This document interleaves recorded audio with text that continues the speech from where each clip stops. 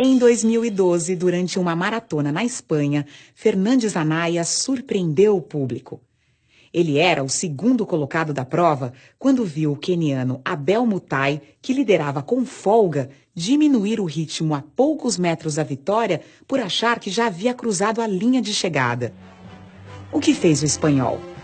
Ao invés de aproveitar a oportunidade para vencer a corrida, alertou o concorrente e o empurrou até a vitória.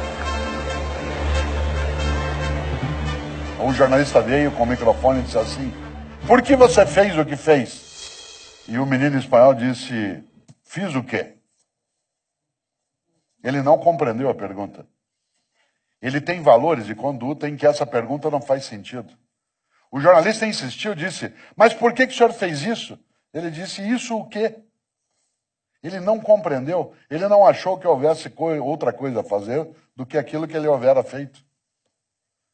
O jornalista insistiu: "O senhor deixou ele ganhar?" Ele disse: "Eu não deixei ele ganhar, ele ia ganhar."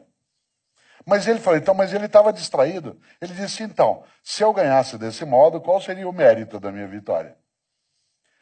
O que é que eu ia pensar de mim mesmo, quieto, sem câmeras?"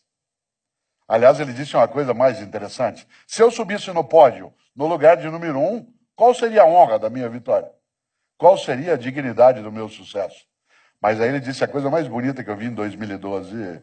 Ele disse: se eu fizesse isso, o que eu ia falar para minha mãe? Sabe por quê? Porque a mãe é o último reduto que você não quer envergonhar. Seja sua mãe quem for ou quem foi, se aquela pessoa que te deu a luz, isto é, que te trouxe ao mundo, se ela ficar com vergonha de ter te parido, é porque você não presta. Não presta para quê? Para conviver, para estar junto, para ser gestor público ou privado, para ser professor, para ser marido ou esposa, para ser amigo ou amiga. A mãe é o último reduto. Pode parecer romântico, mas a vergonha ela tem uma fonte matricial, que é o mais fundo do teu eu, que é aquilo que te gerou. Não quero fazer aqui um tolo elogio à questão da maternidade em si. Eu estou falando de outra coisa. Aquilo que você não quer envergonhar. Immanuel Kant, grande filósofo alemão do século XVIII, tem uma frase que é estupenda. Ele dizia, e esse é um princípio que vale para qualquer lugar, ele dizia: tudo que não puder contar como fez, não faça. Tudo que não puder contar como fez, não faça. Porque se há razões para não contar, essas são as razões para não fazer. Claro que ele não está falando contra sigilo e privacidade. Ele está dizendo, tudo que não puder contar como fez. Porque se alguém ficar sabendo, você vai ficar com vergonha de ter feito, então nem faça.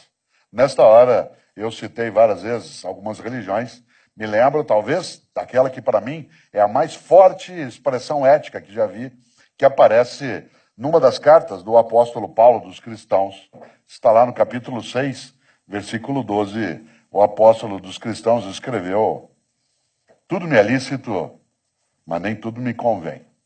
Isto é, eu posso fazer qualquer coisa, porque eu sou livre, mas eu não devo fazer qualquer coisa.